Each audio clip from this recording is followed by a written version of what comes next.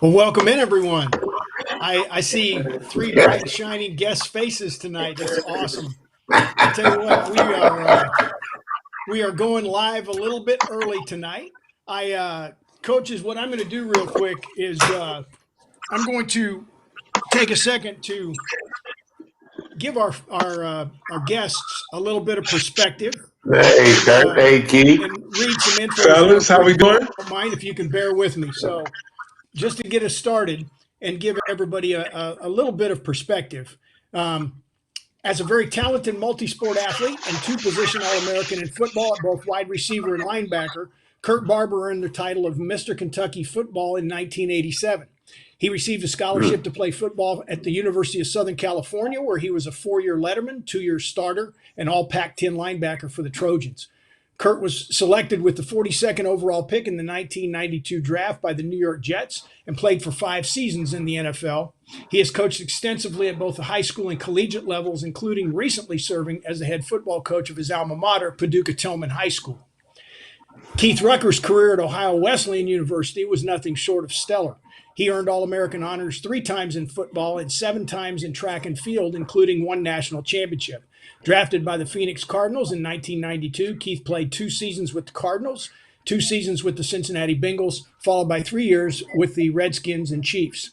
For all his achievements in college, Keith was inducted into the OWU Athletic Hall of Fame in 2003. He currently serves as the defensive line coach at Capital University in Columbus, Ohio, and is the founder and president of the Reach for the Sky Foundation. The pride of Delaware Valley College, Coach Ted Cottrell was a 2-time All-American in football and 3-time All-American in track and field. He was drafted by the Atlanta Falcons in 1969 and spent 2 years in the NFL, followed by a year with the CFL's Winnipeg Blue Bombers. Coach Cottrell began his coaching career at Rutgers University and has enjoyed a storied career through over 4 decades, including 20 plus years of coaching in the NFL. In 2012, Coach Cottrell was elected to the inaugural class of the Middle Atlantic Conference Hall of Fame for his accomplishments while playing at Delaware Valley. Most recently, he served as the defensive coordinator for the XFL's Houston Roughnecks. So Houston has been largely represented the last 2 weeks, Coach, because Chris Miller was on last week, your cohort in crime. And I want to welcome all three of you to the show tonight. Thanks for taking the time to be here. Welcome. Thank you, JD. Yeah. It's great to see all of y'all. I am sporting a little bit of a Rip Van Winkle look here because I haven't had a haircut or shave in a while, but I can't compete with the handsome beards of all three of you gentlemen. So KB's got this groom thing going on. Hey. I love Yeah, it. I like it. So Yeah. I'm going to start out. I'm going to start out here and kind of run the gamut. We're going to talk some defensive football for about 45 minutes to an hour. And I with regard to the position that you played or coached, or both, how has the defensive game evolved over the last 20 years or so in football in general, but with a defensive specific evolution? And Coach Cottrell, as the senior statesman on hand, I'm going to give you the floor first. Okay. All right. Thanks, John. With that question, I was thinking, well, here's what I had down. Defenses have had to react to a more open formation type offense that's been presented to them, along with the plays and the type of players they're using. There's more quick type passing, more zone reads, which is the old Houston Beer type offense. There's more up tempo offenses. They're more active quarterbacks as far as passing the ball is concerned, which gives some containment issues for the defensive line and the linebackers.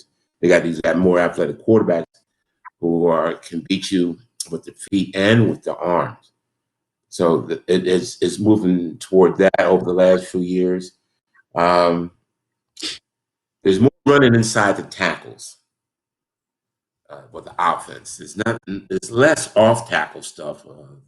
So because there's a lack, they don't have the tight ends like they used to have anymore. They may have one tight end if they have that. Teams very rarely have two. If they want to go with the two tight end offense, there have been over the last few years, and that we faced in the last couple of years with the XFL and the AAF, they were using offensive linemen, an extra offensive lineman, because of what offenses have been doing. So there's a lot more inside the tackle type running, but there's only the lead quarterback with the lead option type things, almost like what we used to call the load option. And there's been the evolution of the slot receivers. The slot receivers have become an integral part of the passing attack now. They use those guys in the short pass, and they also use them in the running game, on reverses and around stuff inside, and they become an integral part of the offense. So defensively, when you're going against the slot type backs and offenses, now you need someone that can cover the slot backs and match up man to man, because these guys are going crazy. You see them in the NFL, and those guys are starting to make a lot of money. Those slot receivers, for things that they can do. And today's quarterbacks, they aren't scanning the field like they used to. You see on the college game, they'll hold up a sign. They have a picture of us, and they'll hold up and tell the guys, or they have to call a play and have a nice looking lady on there or something, and they throw the guys. They know the play, and they know the receiver. And so it's a pass, and it's so they don't read anything. And so this has moved itself onto the pro level, and we have seen that there's very little reading of a quarterback. So the more which leads us to, and I'm going on here, but so the guys can I don't get all my stuff out, so the guys can get it. The quarterbacks aren't reading the secondary, and the linebackers much at all. So we do a good job of disguising. They're trying to use this up tempo to keep the defense sitting back on their heels. So for the defense, well, you got to do the other thing. You got to be more active and get after them. Start running plays at them, make them react to you. And that's what we did this year, which is a huge weapon, to disguise and then get the mentality, we're going to attack the offense. We're not going to sit here and react to them. We're going after them. Now, I've witnessed all this as the guys teaching the offenses and the quarterbacks. The experience is not there. Yep,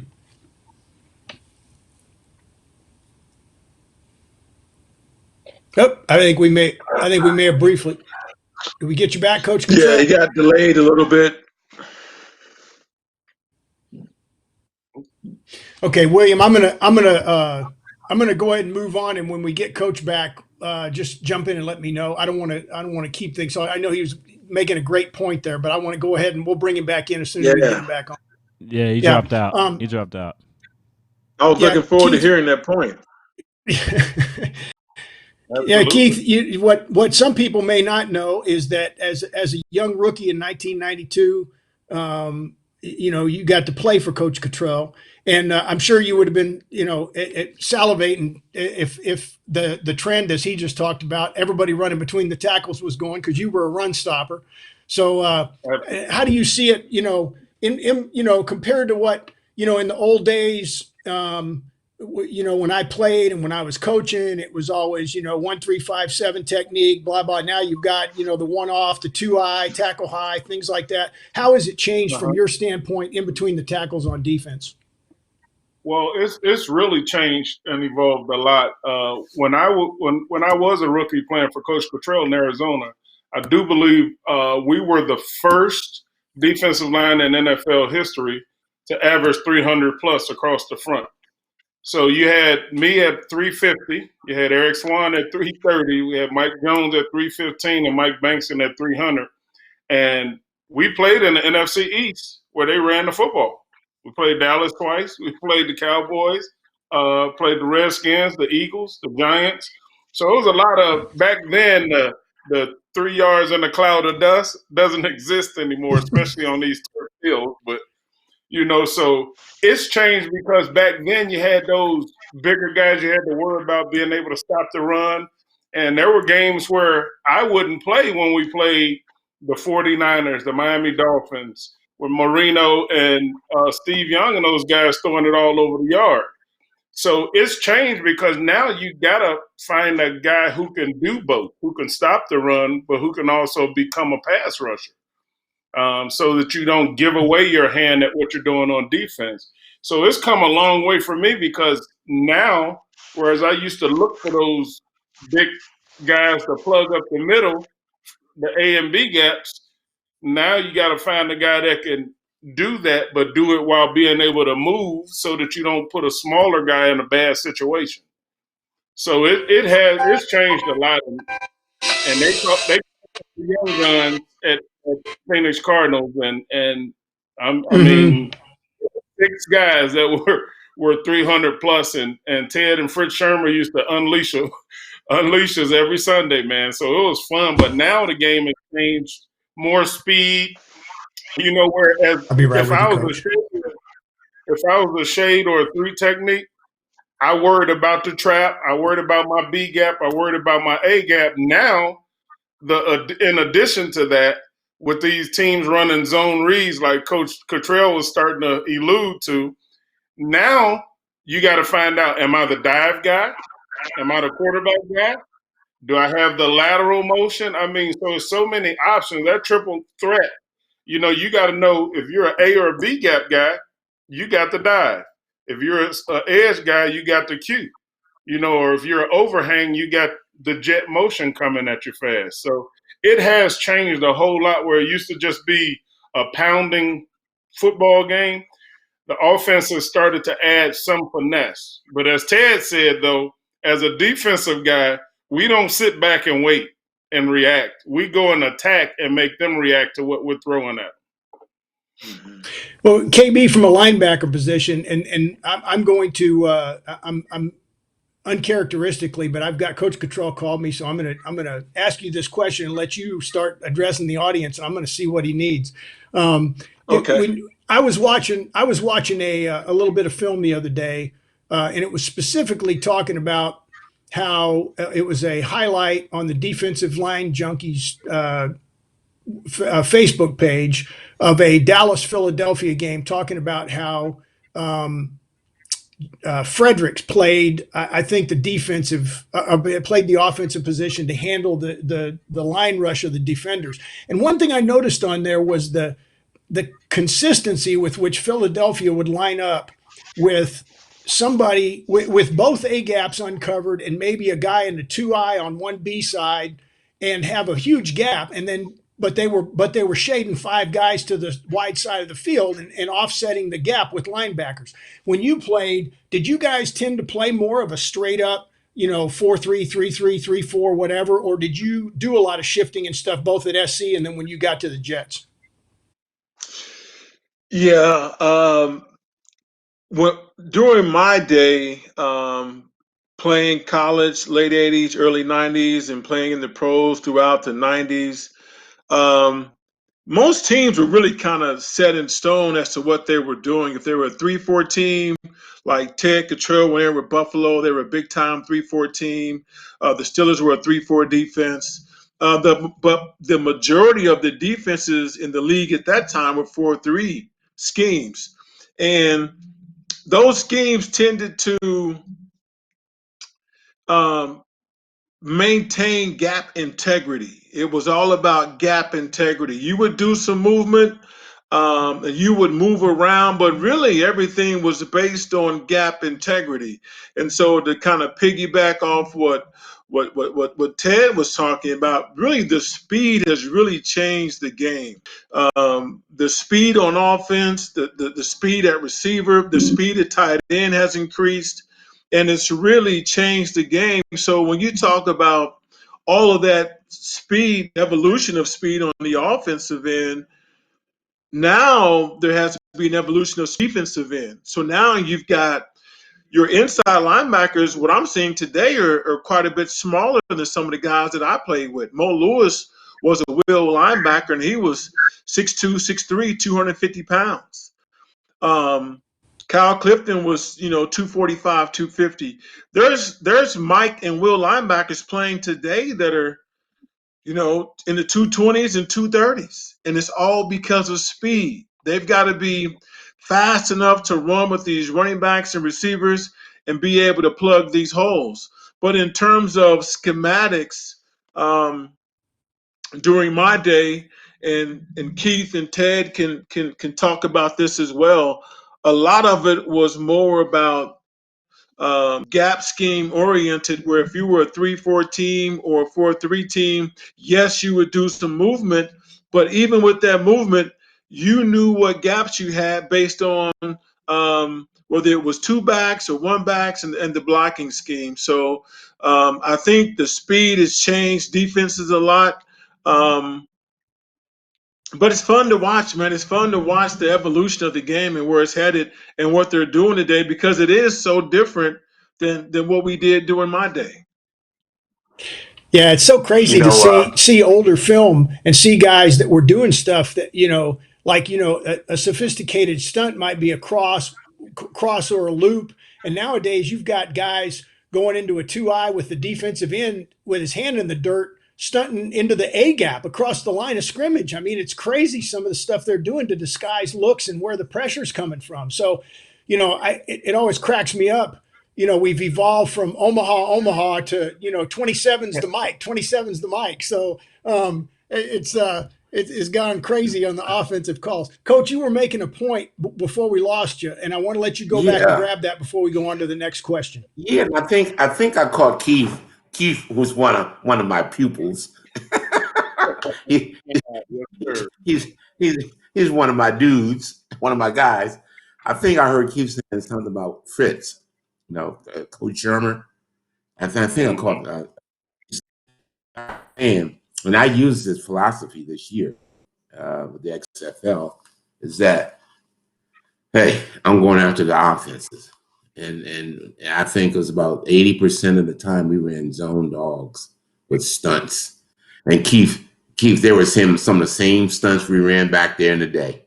So sit back. Yeah. Because and a lot of these stunts that we were using, some of the guys had not seen them, Keith and Kirk. Except those things that we used, they hadn't seen them because nobody's, where'd that come from? And I said, oh yeah, that's his old playbook stuff we had about 30 years ago. They weren't blocking it. So that, but really, that was a philosophy. Don't sit back and try to react to everything they do. They were holding up, saying, no, here's what we're gonna do. Now you react to us. When we had a good year, our defense, we finished out of 7 categories. We were number 1 in 5 of them, and number 2 and 3 in the other 2. And that was, so I was really proud of what we had done and what we had accomplished with the XFL this year. But it was a philosophy, and we're gonna get into a couple things later on. But the thing I think I heard Kurt talking about it too was just being aggressive. Now we had in the personnel. No, we don't have the big guys anymore. The things are opened up a little bit, so you need more athleticism out there on the field. So those guys, the plugger guy, he's a run stuffer, all this and all that. They may have a little bit more difficulty nowadays. Now they might be good if you go against a team that has a couple tight ends, but you're not seeing that much more. You see 1 or 2 times during the year, but for the most part, you're going to see a wide open off tackle. No tight ends. The tight ends are, if they call them tight ends, them out and they stand them up. They're big wide receivers, and so you got to match up with them, and that creates a headache sometimes. So you need some athletic. I think Kurt has said you need some athletic linebackers out there, guys who can run and cover, And Keith, you remember hearing this when you were there for a little bit with Buddy Ryan. Buddy Ryan said, "My DBs, we don't call us anything. That ball better not get outside the offensive tackles." Yep. It's not a bad idea. Keep everything inside. Don't let it get there. Don't let it get outside. He said, "My DBs, they don't let them. They ain't ask them to do that. That ball better not get outside these offensive tackles." It's now you think about that. That's what 30 years ago, 40 years ago. Yeah. You keep that same philosophy. Don't let the ball outside the offensive tackles. Keep it inside and go inside out towards the ball. It's pretty good defensive philosophy. Not bad. Bad. Yeah, it really is, Coach. And it's funny because as you look through the generations and the progression of the game on the defensive side of the ball, I think that the the thing that has become more prevalent is the idea of defensive coordinators matching wits with the offense in terms of disguising coverages, disguising looks and things, because so much of the offensive side has gotten sophisticated. I want to take a step back from that just a second. And let's talk about for a second, and I'm going to reverse the order here just because, KB, you coached probably most recently at the high school level. Here we are in the midst of this coronavirus with a presumably shortened 2020 season. We may or may not have any spring ball. Most high schools have written that off at this point. Our dear friend Deshaun Burns has been on Facebook Live every day training his athletes using his laptop. It's hilarious and it's gratifying to watch. But if you given the nature of what we're doing right now and having to live through as coaches, if you were talking to a high school coach right now, what kind of key ingredients would you recommend that they focus on as they get ready to install their defense for this year, knowing that they may not be able to do a lot of preseason stuff? It may come down to a few short practices and relying on senior guys. Kurt, I'll let you go first. Yeah, JD, we're relying on with everything that we're going through right now with COVID-19.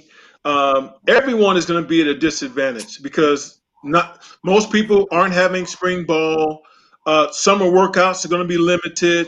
I take my grandbabies to the park every day. I see kids working out. Some guys are doing things on their own. Some guys are getting with their teammates and doing things. But when the fall rolls around, if we're going to have a season, my advice to a coach would be to be, for lack of a better term, to be as bland as you can be, right? For these guys to really understand their job description and what they're trying to do, so that their athleticism can take over, but to start out being bland, and as the season progresses, then you can build on it. But I think you got to get back to the basics because everyone's at a disadvantage. No one has been able to train the typical way of training that you've had over the spring and the summer.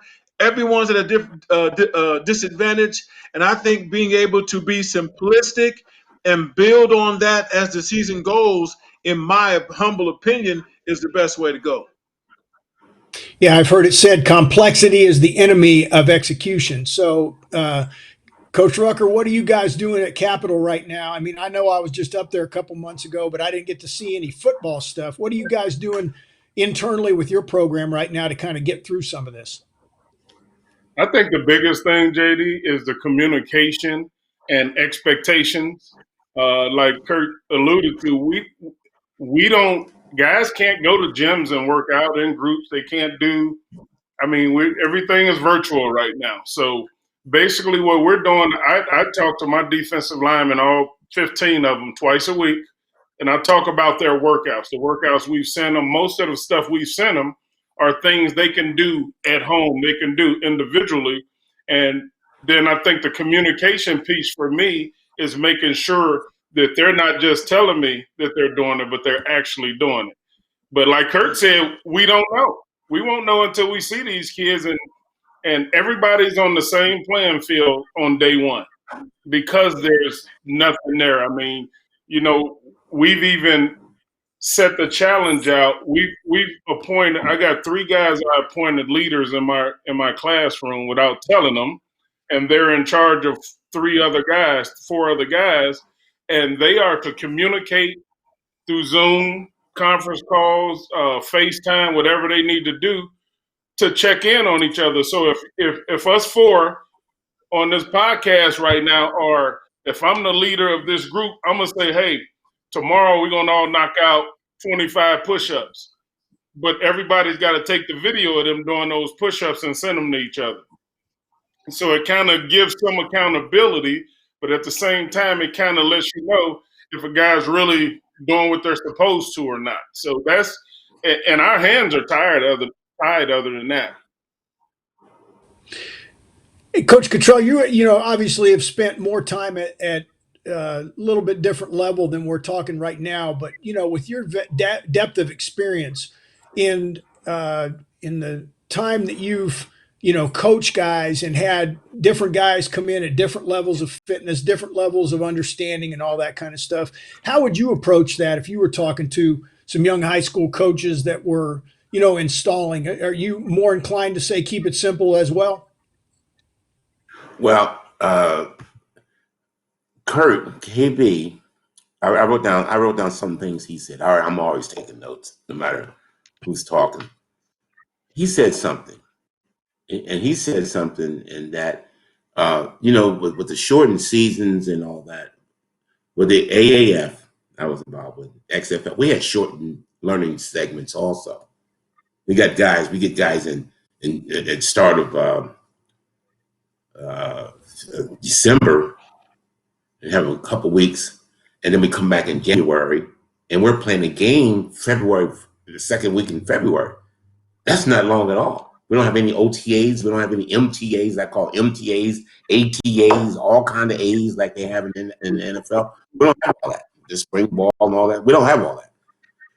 But Kurt said something, and I stayed with it when I became coordinator there. I said, I'm going to pick out the things that we have played over all the years I've been there. The defense that we played and we're good at, and we're easy for everyone to learn, and they were adaptable to all different categories of personnel groupings. 1 personnel, 12, 11, 10. And so you get that, and you say, okay, it's bland, like Kurt said, but they understand it. And they have their basic idea and fundamentals how to play it. So you get to this thing, this philosophy, and I had mapped out all the years and keep some of the defense. We didn't never even, they look good. We never played the damn things. So why are you gonna spend all that time teaching it? So what defenses did we play? A lot of. What were we good at? And Keith said something about execution. The other one, communication. Where can we get all this stuff communicated? And it was like, I came down, it was like 3 to 4 defenses that were conducive to 21 personnel, 12, 11, 10 with my base defense. And that's what we did. And then that way, all the guys understood it. If you can count to 4, you can play the defense. Absolutely. You can count to 4, you can play it. 1, 2, 3, 4. I think everybody can do that, just about. But you can teach them that and then go play. It was bland, Kurt. They understood it. It was just getting basic football that they could play, and they could play it fast, and everybody stood it. It wasn't all this complicated schemes called. If they hit something, a short pass, oh, they doing this. Okay, well, okay, next play. We can't stop the damn thing. You can't stop. Oh, they got that one. But now something, like I said, run at them. So you can't sit there and get so, like John, I think you mentioned, so complicated and sophisticated that the guys are sitting back and no one knows what anyone's doing. Mm-hmm. These basic defenses, you're supposed to be here, you're supposed to be there, supposed to be, get your butt there. And everybody understood it, and everybody could play it fast, and that was the effective. It was bland, Kurt, but it was damn good. It was good. That's right. Well, and that you make a great point, because at the high school level, I think so often, and a lot of the guys that I watch and that I read and talk about, with regard to the people that are either on Facebook groups that deal with football or local coaches that I know and watch, talking to local high school coaches. It's the single biggest dynamic that most guys talk about, and the difference between high school football and college football ultimately doesn't boil down to schemes. It boils down to the fact that in high school, you got to dance with who brung you. You know, you've got a set of guys to work with. You don't have a recruiting platform to go out and get guys to recruit to your scheme. Whereas in college, to the greater extent, certainly for the larger schools, you can recruit guys that, you know, fit your scheme. So if you need a certain type of player to play the Mike linebacker, you can get that guy who's the Kurt Barber at USC, who's 6'4", 245, you know, and runs with world-class speed. So it's a little bit different. So Keith, I ask you as a coach, if you were putting together a program that, you know, a high school team in particular, and you may be in this situation, I don't know, at Capital, but a program that lacked experience, what kind of scheme would you look toward based on what you've played and coached to have as a base scheme, regardless of what kind of front you're facing as an offense? Well, right now we are in that framework right now where we're installing a new defense because I have so much inexperience on the line, and then our linebacking core is not very experienced as well. So if your first two levels ain't good, you got to fix something quick. And we dealt with that last. You got to pray. You got to pray, Keith. You got to pray. Oh, I do a lot of praying. But we have went to this new defense where we play with two eyes and 2 5s. It's really a 4-3 defense, or you can look at it as a 6-1 because our overhangs are right off there, 3-by-3 off the last guy on the end of the line of scrimmage. And we still have our Are they standing up? Who? Our overhang? Are the overhang standing up? Yes, they're standing. Because with the exotic formations that guys are running now with empty sets, we got to be able to get those guys up and out and splitting the difference and apexing between those slot receivers that's out there. So for our inside, it's kind of the opposite of what Ted talked about with Buddy Ryan with not letting things get outside.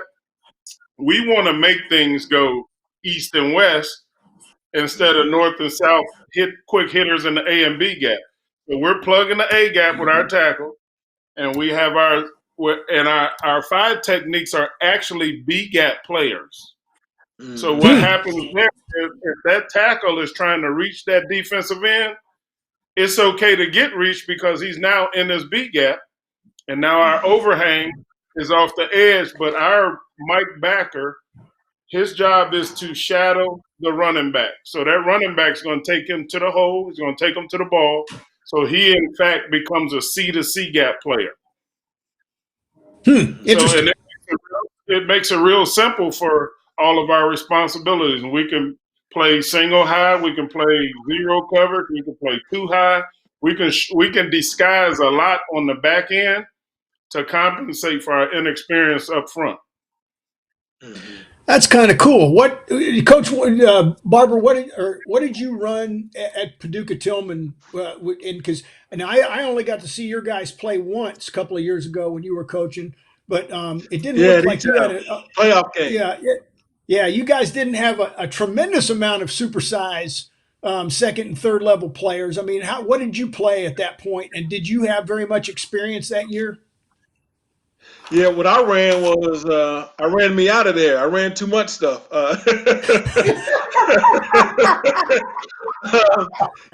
know what? It's really interesting, and it's in hindsight looking back. And I know these gentlemen can understand what I'm saying. As we talk simplicity, how important simplicity is, so that your players can be confident and their athleticism can take over. What they do best can take over. As a coach, someone that has the amount of experience that Ted has and the amount of experience that Keith has, it's really difficult. It was difficult for me to go into each game and be basic, knowing all the stuff that I know. So I would tell myself, hey, we got two coverages, let's play these two coverages. And I would watch the opponent on film going, oh man, we can do this coverage and we can do that coverage. That'll work a whole lot better versus what they do. Well, that sounds good in theory, but throwing something new at some high school kids who were very marginal football players, it ran me right out of town, JD. You ran me right out of town, brother. so being simplistic can be a difficult thing when you have a ton of experience. I've coached all the coverages. I've coached the hybrid coverages, 1 through 4, 6, 9, all of them. And so to show up every week and just run cover 2 and cover 4, that's real boring. It was real boring, man. And you see things on film that you want to take advantage of, but the key thing is, can your players execute? Can they execute? And I think that's a challenge for us as coaches when you have the kind of experience that we have. Yeah, I can understand the frustration because, as the old saying goes, coaches coach and players play. And if the last year that I coached high school ball, we had the man for man, pound for pound, the single largest offensive line in the county. We played 8-man football, small Christian school. And compared to the big schools, all the class 2, 3, and 4 schools in our area, we still had the largest line across the board. But I had the least amount of experience. So I absolutely understand, the frustration, because you have to allow the guys you have to put them in a position to maximize their potential and their abilities without overloading their brain and causing them, to have execution issues because they're confused about what you want them to do. So, right. Coach Cottrell, when you talked about a minute ago, in that same vein, you talked about with both AAF and the XFL, you basically had that shortened season, what high school coaches and college coaches are dealing with now. Did you find any little, and I realize there's a little bit different level of sophistication of the athletes you're working with, because some of them do have much more of an understanding and more experience, but what did you do in terms of techniques to help them keep it simple? Was there something that you found that was simpler to be able to communicate a certain way or simplify a certain scheme that helped out on defense? Yeah. In our base, we ran a basic 3-4, but getting back to what I picked up on what Keith had said earlier. Keith knows I am because I coached him. Every day we did certain drills every day. That's hands. Start with the hands drill. Keith knows the story, and he was the one me in line and told me, "Hey, Coach Ted, we got to keep doing this." All right. So we had a technique. I started it, and it started in Buffalo and took it to a little bit to Arizona, really enlarged on it. And it was simple. And we had talked about, Keith's talked about the A gaps, and he mentioned something about the 5 technique being reach. But no, we said, if you take that offensive tackle and you stay as square, and you're on defense, you stay as square as you can be, and you knock his butt back, you are not reached. You are not reached. So we had our knock 'em back techniques off our 3-4. If that guy in front of you moves, you can hit him as hard as you can and knock his butt back. It's a what? Take him and run him back to the quarterback as deep as you can get him. But use your hand technique, get your extension, run your feet, keep your level, and move that offensive lineman back as far as you can move him when the ball is snapped. Couple guys, they come in, oh, no. No, it's simple. It's you against him. If he moves, hit him. He moves to the right, hit him. Oh no, he's got leverage. What leverage? Knock his butt back. There is no leverage. That was our basic thing. So we could teach that to anybody we brought in. If they could do that, that was it. Then we get into some one gap stuff. But our basic stuff was you attack the offensive line. You take them back as far as you can. And the linebackers, like I had the problem in San Diego, I had somebody fight, but the linebacking coaches here, when I was at the Houston Roughnecks, I showed them what to do. I said, this is easy for the linebackers. They either got to step to the right or step to the left. They never got to step up and take on these big guys because they're not big anyway.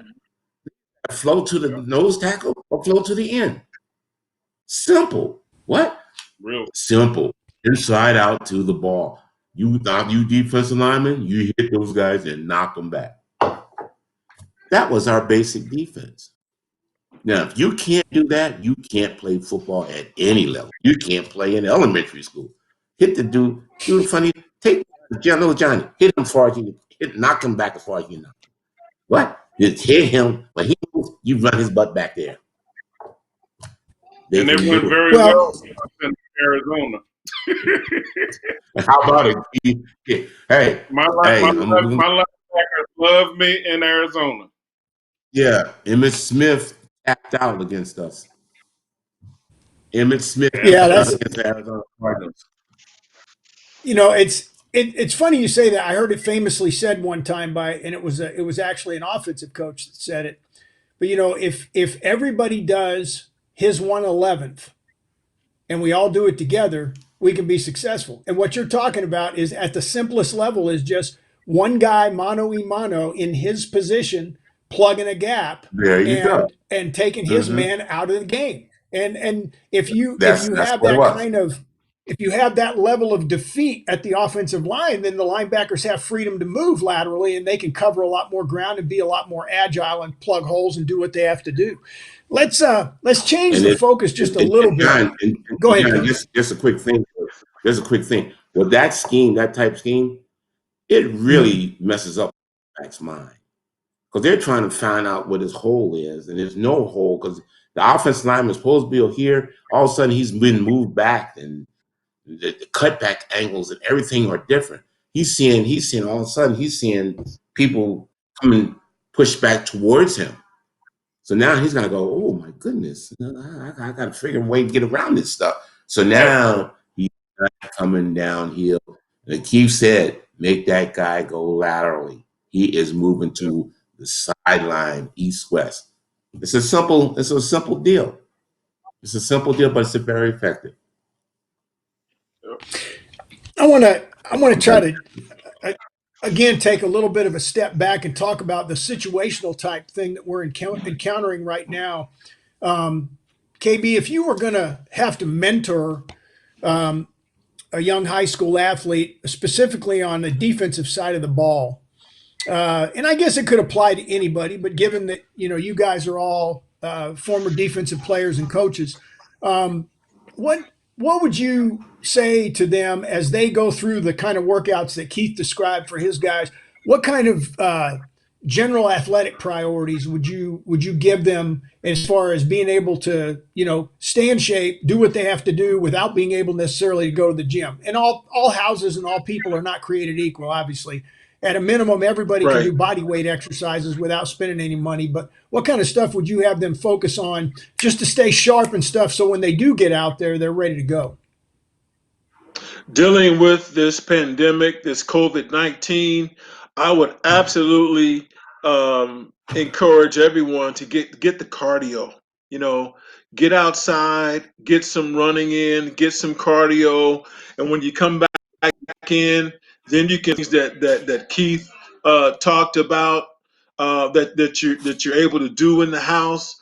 But take advantage of what's around you. I go to the park and I see I take my grandbaby's Ted to the park. I got an 8-year-old and 2-year-old. My grandbaby's Ted. We out every day. We out every day at the park. And you see guys working out, but take advantage of it. Whether it's cardio, playing basketball, you can change up your workout routine. If they got bars at the park, you can do pull-ups and push-ups, and take advantage of the things that are around you, Also, when you get home, we know there's manual things that you can do in terms of push-ups and sit-ups. Also, with social media and everything that we have at our fingertips today, I watch a ton of workout guys doing workouts. Guy, Scroggins, military guy. You know what I'm talking about, JD? He's he's absolutely nuts. David Goggins. David Scroggins. Hey, Keith, if you guys haven't heard of him, this guy is nuts, man. He knows no pain, no boundaries. It's crazy. This guy has ran a marathon unbroken. David Goggins. These guys, when you've got access to so much information the way we do now, we didn't have this stuff. You can change your workout. You can look at David Goggins today and Keith Rucker, on Wednesdays and Fridays, and we've got coaches that have apps that are sending out workouts and stuff. So it's different, but there's still a lot you can get done. There's a lot you can do. Keith, let me ask you this in turn, and it's a two-part question. Having been to and seen the facilities, at least some of the facilities at Capitol, what do the athletes right now in this environment have access to, even if they have to go individually? And what are you finding in terms of, going back to what you said earlier, what are you finding are the challenges in terms of accountability?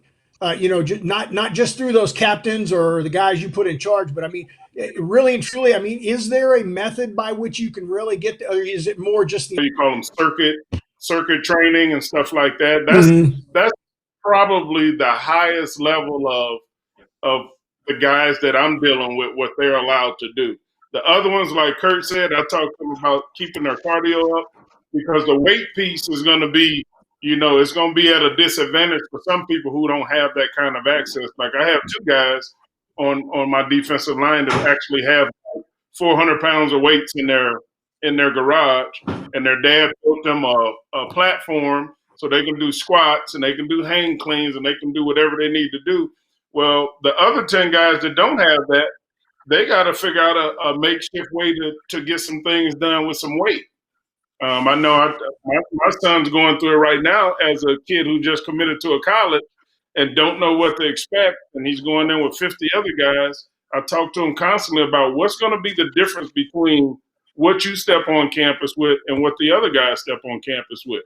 I try to keep them on a regular routine. Hey, get up out of the bed in the morning. You don't need to sleep till noon or 1 just because school's done. Little things like that, because what that does is that changes your body. If all of a sudden now you're sleeping 4 or 5 extra hours in the morning, and then you're supposed to go to somebody's college and be ready to go, it's not going to happen. That's just not hypothetically. I haven't seen that happen. So, but talking to these guys, trying to get them to from the accountability piece, I can talk to my guys, and that's a good thing about having a relationship with them. You could talk to guys and tell if what they're expressing to you that they're doing, you can tell if they're telling the truth or not. I can with my guys. And I do, and I listen for those little things. I write, and like Ted said, I write down a lot when I talk to them, so that the next time I speak to them, I can throw that back at them. Like, hey, you was telling me the last time you did, how many reps did you say you got? And now all of a sudden, if they start stuttering, we got an issue. Busted. The accountability angle that I take. Because other than that, again, we won't know anything till we see these guys. Yeah. Well, hey, Coach, this is kind of a second version of the same question, but I want to get at something. I'm doing a coaching mentorship program right now with some guys from Changing the Game Project, and it's really opened my eyes to some things that I did not do when I was coaching. And I think that anybody that's coached longer than a day or two understands that coaching is really about relationships. It's about communication, the things that you guys have all talked about tonight at various times. It's great to be known as an X's and O's guy. It's great to have the as I've said to you all, probably each of you separately at different times, it's great to have a PhD level understanding of the game of football, but it is a greater talent and asset to be able to communicate that to guys who may not have that depth of understanding, whether you're talking to high school or college or even pro guys. So when you start talking about getting up to the level you've been at pretty much your whole adult life, Ted, what do you think are the keys? I mean, it's one thing when you're communicating with a group of 10-year-olds or a group of high school juniors or a group of college sophomores, but when you're talking to grown men, professional athletes, guys that are wanting to play at the highest level, what do you find from the standpoint of communication and relationships goes farther than, about just being able to sit back on your laurels and say, hey, I've done this and that, and I've called this kind of defense and so on and so forth. Do you still find those communication assets and the relationships are every bit as important at your level as well? Yeah, no question, John. And Keith mentioned a word, a couple words there, that it's the self-motivation, right? The self-motivation of the individual. Don't stay in the bed. Get your butt up and get moving. All right. Do what you're supposed to do. I shouldn't have to tell you this every damn day. I shouldn't have to, like in the store with my kids, I shouldn't have to tell you to take out the trash when the trash bin is full. You should know that. I should have to tell you to make up your damn bed every morning because you know how I am. Or clean up your room. You know how I am. Get it done. Now, when the athletes know also that you are pulling for them, they know that you are pulling for them. I'm with AAF. I tell the guys, I'm trying to get you to the NFL. I don't want you to stay here. I want to coach up a whole new defense next year. Same with the XFL. I want to coach up a whole new defense next year because if you guys go, that means I've done a hell of a job.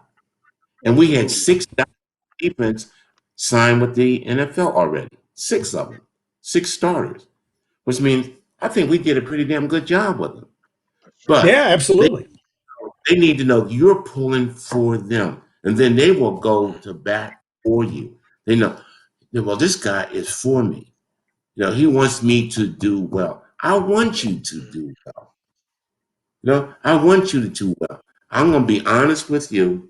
I want you to be honest with me. If we're that way, you mess up, tell me you messed up. And then we get straight up. I'll tell you I messed up. I'll tell you when I make a bad call. I'll never put your name in the newspaper. I'll never say that. Which is some of the things that's going on today. Well, the coach, he made the wrong call. Yeah, because you missed the tackle. Well, how about he makes the right call, or you get an interception? And you say the coach made a good call? No, you say I made a good play. Right. So these people that you are for them, and you want them to be honest. I want you to, in the same way, I'll be honest with you. I'm pulling for you guys. I've never put you out there. I'll never discourage you. I want the best for you. I want the best. Let me ask you something. You had a very unique relationship with Bruce Smith, and and obviously, we're invited to present him at his Hall of Fame induction. And how long did that take to develop that type of relationship with somebody of his caliber? Ultimately, I mean, versus some rookie named Rucker who came in, at 92. Well, let me just tell you something. We don't have enough time for the Bruce thing, but that'll take too long. but hey, look, it's the same thing. The way I've developed I've now held a relationship with Keith. Keith was like my son. He calls me Pop, and he calls my mom, and he calls my wife Mom. So, what caused that?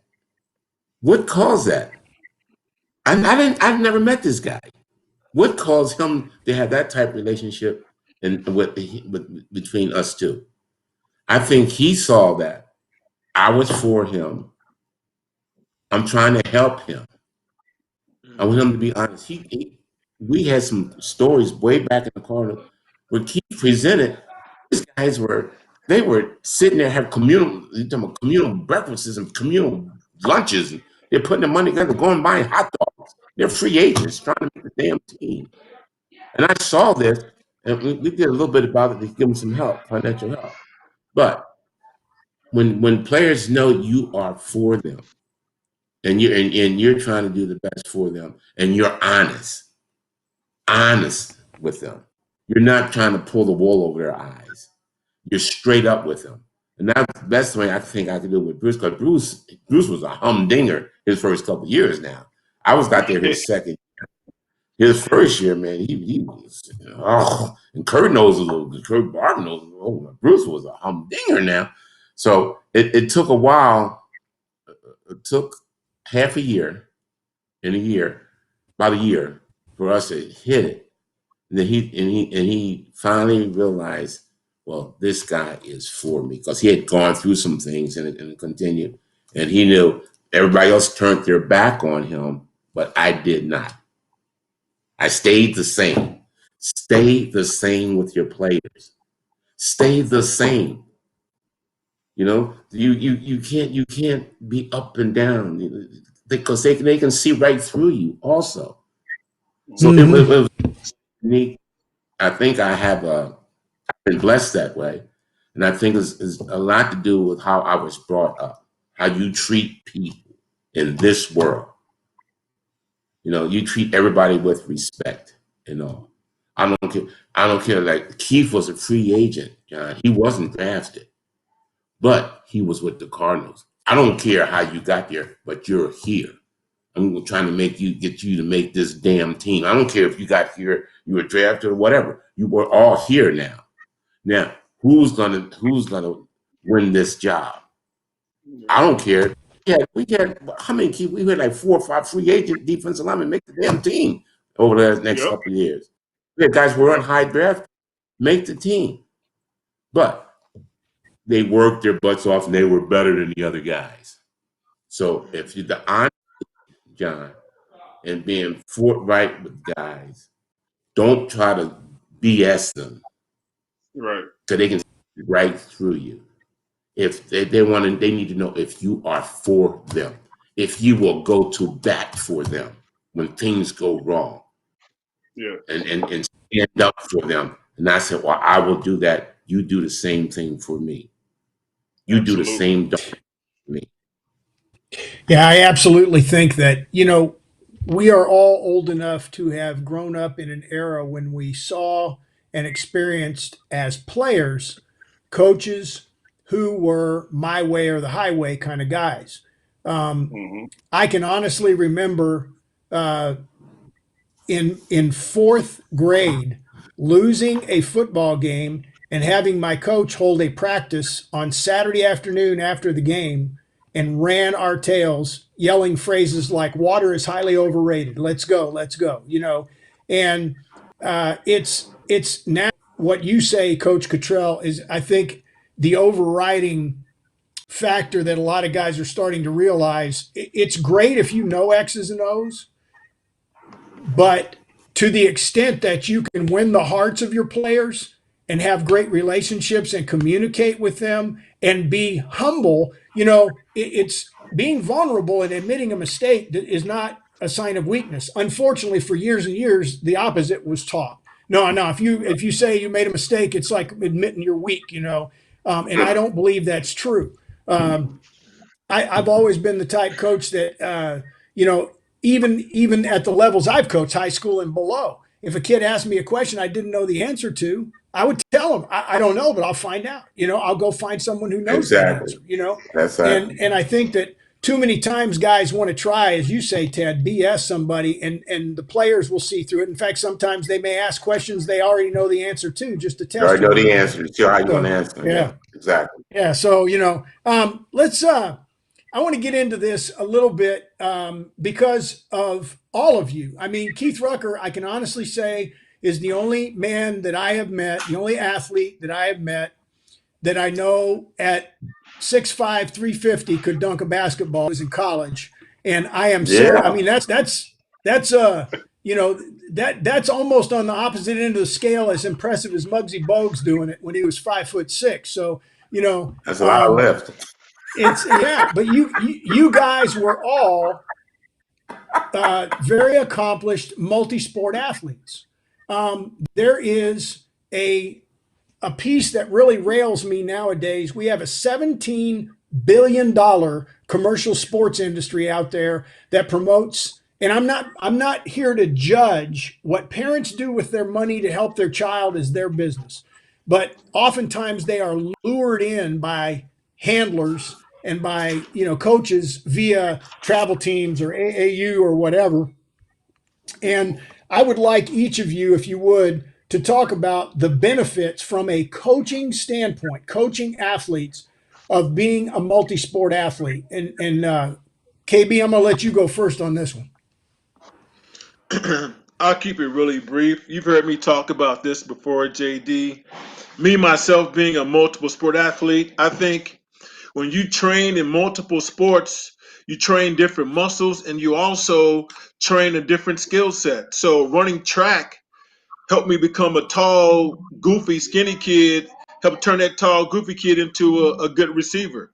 Um, Playing baseball gave me hand-eye coordination, helped make me a good basketball player.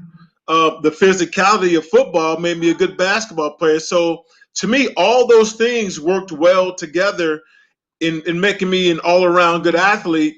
And I wouldn't have been the kind of basketball player, track player, or football player if I had just done one thing. All three of those things really helped combine to make me a really good athlete. So I'll leave it at that.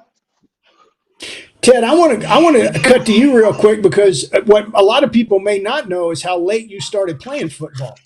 So Yeah. I mean, and you enjoyed tremendous success. I mean, obviously, you guys were all three born with quite a bit of talent, but it's all those things that we've talked about work ethic wise. But Ted, even starting as late as you did in football, how did that multiple sport approach with track and field, and I know you did other things too, but specifically track and field and football, help you out down, in the long run? Well, John, I think that, like Kurt said, um, he talked about the different muscle groups, and that's huge, and it's proven with studies nowadays that there's less injuries with the multiple sport athlete than the single sport athlete because you're wearing out, you're riding on that tire the same way all the damn time. That one muscle is going the same way all the time. Pretty soon, that tire is going to go flat. It's going to lose its tread. So the multiple the muscle groups and training, the multiple sport, that's the advantage there. The hand-eye coordination he had mentioned. But with me, I started late, grew late. But the thing that helped me was self-motivation. And I had told you this, my dad, I was such, Keith, I don't know if I told you, I was such a poor player, football in my sophomore year, 10th grade. My father told me to quit. That's how terrible.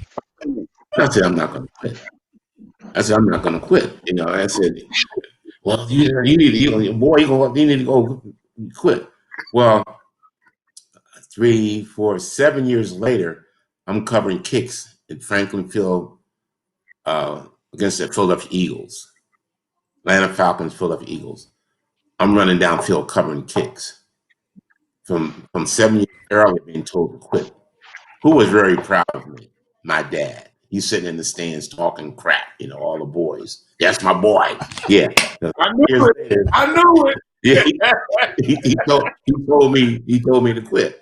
But the thing is, I didn't want to do that. I had that love for football. I wanted to really be good at it. And so my time. I thought about this question. I said my time management. I got to get my studies right. I got to keep everything right. And plus, I was working a part-time job. We were poor, not poor, po. We were po, P-O. Ain't no O-R. It's P-O. P-O. And it was po. And so that self-motivation got me up, and it's kept me going. Was a senior, I was captain of the team. The next thing, I got a scholarship and all that. But I think the character building helped me. Going through all of that helped me. Hey, I want to be good at this. Yeah. Football's not easy. It's not easy. Everybody can't play this. You know, you got to be great. You got to be crazy to play it. You start in the heat of the summer, you go to the cold of the winter. You're running up hills. You're lifting all these weights. You're doing all this crazy stuff. You're flipping these tires, and you're running backwards. You know, you put a helmet on, you put pads on, and run into each other. God didn't make our bodies to do this, but we love the game. We love doing what we're doing, and to be good at this, you work at it. You get that motivation going, and if you're good at that, you're good at it in high school. Some college is gonna get you. They're gonna find you, help you. Come help me. Come help us. Come help us. You'll be Division 1, Division 2, Division. I call Delaware Valley Division 3 double A. 3 double A. We had 1,200 students. Now they've grown to 2,200. It really expanded. But hey, if you're good, people will find you. They'll find you. I went there. I'm going to education. I had this motivation. I'm going to be good. I'm going to be good at this, and I'm going to go all. I'm in. I'm in. Don't go into this game half-hearted. You want to be good at this, you got to work your butt off. You yourself, put your heart and your soul and your mind into this. If you don't do it, don't do this. Don't even try it. Go play some Madden games. Go play something else. Don't play this football. It is too hard. But if you love it, you want to be good at it, go for it. You have a talent, use it. You have a talent, use it all. God gave you this ability. He gave it to you. Well, use it. Don't go halfway with it. Use it all up. Use all your talent up. Be good at this. Be good at anything you do. But if you want to be good at football, use your talent to the max. Don't cut it short. I know Quentin Smith was probably sitting there nodding his head a minute ago. He texted me about 15 minutes ago and said, "Hey, I see this is a defensive show tonight." And when I was interviewing him in Houston, he said the exact same words you did, Coach. He said, "If you're good enough, if you can play, they'll find you. You know, it doesn't matter where you are. Yeah. If you can play, they'll find you." Yeah. So we found Keith. We found Keith out there in that little house over in Ohio Wesleyan. Yeah, we found Keith. I'll give you the last word on that piece. What do you think from a multi-sport standpoint? What else? Anything that the two other guys have said, or that you want to add on to, or reemphasize in terms of your experience playing 3 different sports in college? Absolutely. Big thing for me, John, is being a multi-sport athlete has bridged so many gaps for me. There was 2 times I was the only black in my high school, but because I was an athlete, I was accepted. Changed the entire outcome of how it could have been. How they my brothers and sisters who didn't want to go to this school and stop going, but I kept going because I was an athlete. So it's bridged those kind of gaps. It's also bridged gaps for me where growing up, I played, south suburbs of Chicago, we had some true ballers in that area. And I wasn't a great basketball player, but all my friends did it. But I was good at football, and some of them weren't as good at football. And some of them played baseball. And as I got older, I continued football and basketball because it was seasonal back then. Now everything's so year round, you kind of got to choose a time when you're going to connect from one sport or one activity to the other. Then as I got to high school, I picked up on shot put and distance because I was a big guy. I wasn't fast, but I could throw the heavy ball pretty far. And that kind of gave me my segue into continuing to do that in college. And again, we talked about me losing my scholarship at Eastern Michigan and ended up going to Ohio Wesleyan. And the connection and those resources that brought me from losing the scholarship, sitting at home in Chicago, Illinois, to Delaware, Ohio to go to school was about my athletic ability but it was a vehicle. It was only used as a vehicle to get me where I needed to go, and that was to get back into school.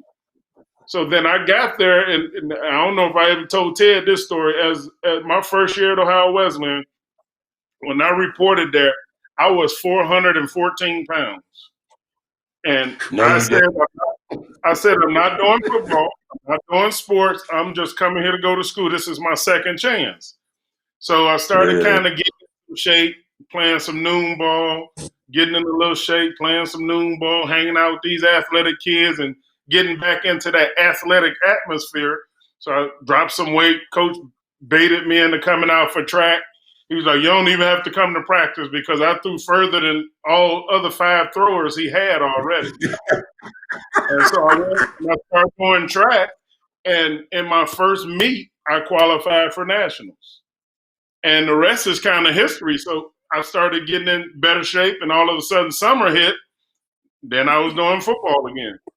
And then the basketball coach, who's actually the head coach there now, he was an assistant when I was there. He was monitoring intramural basketball.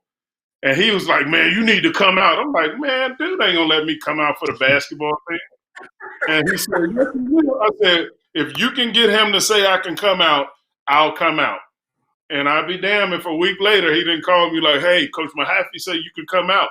I mean, they bought me a uniform. Now, the first 2 weeks of the season, though, I had to play in my track uniform. With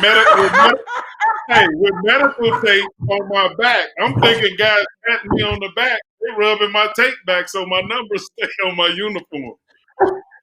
You know, and this we talked about when you came to Capitol, John. One of the big things for me with a multi-sport athlete, you know, the kids are doing something all the time. So when I played, it was year round. I was doing something like KB said. It was a different motor movement. I mean, my body felt differently when I went from football to basketball. But football was an advantage to me when I played basketball because, again, like I said, every night I was playing against 6'9", 6'10" guys, putting 340 pounds on them. And they wasn't used to that. But the physicality of football allowed me to. And then the power, the core work, everything I've been doing took me in the track.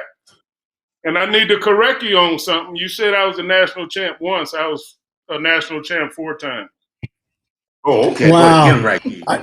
Get it right. I will send you a video. I will send you a video of me knocking out push-ups to make up for that mistake. I appreciate that. Bruh man from the 5th floor. Yeah, there you go. What, guys?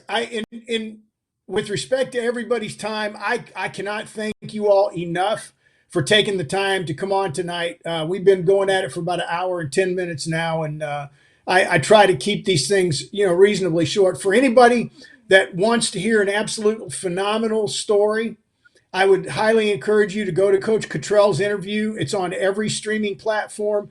Listen to his interview about how he got his first job in the NFL with Marv Levy after having been the coach at Ruckers when they were facing the University of Alabama. It's a great story. I also would encourage you to listen to Keith's interview and listen to what he's doing with the Reach for the Sky Foundation, which we did not talk about tonight, but we spent quite a bit of time. He does great stuff. Unfortunately, this year it's gotten a bit derailed in the short term because of the COVID-19, but wanted to give each of you guys an opportunity to say hi to somebody that has not. She's been patiently sitting here watching. So Miss Julie was in the background. Hi, Jules. How are you? How are you? Love you guys. Hey, Keith. Mrs. Cottrell, how you doing? Mrs. C? What's up, Mama C? All right, so guys, you guys have a great evening and stay safe. Make sure you're washing your hands good and then doing whatever you need to do to stay safe and healthy. And Keith, good luck with the upcoming season. KB, keep track of the grandkids, and Coach Cottrell, just enjoy the time off for a change. Yeah. Thanks. All right, love you guys, man. It's always a pleasure. Always Hey, guys, right. remember, Bye-bye. if you're out there doing stuff for football, make sure you're doing it for the good of the game. Take care and God bless. That's right. That's All right, right. man. Bye-bye. Thanks, JD.